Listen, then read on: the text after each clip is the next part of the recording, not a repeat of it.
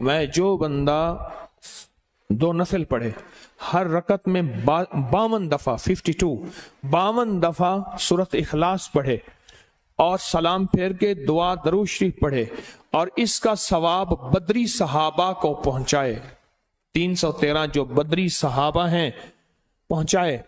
ہم ہر جمعرات کو محفل میں بدری صحابہ پڑھتے ہیں، ابھی بھی یہ کتابیں تیار پڑی ہیں، بدری صحابہ پڑھتے ہیں، بدری صحابہ، پھر ان کے وسیلے سے دعا مانگے، جو مانگتے اللہ دیتا ہے۔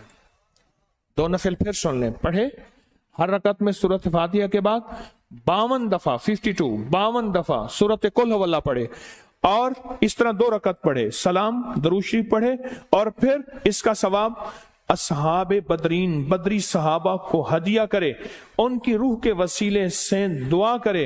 اور میں اس دعا کی طاقت یہ ہے کہ اللہ اس کے کام بناتے ہیں۔ کیوں؟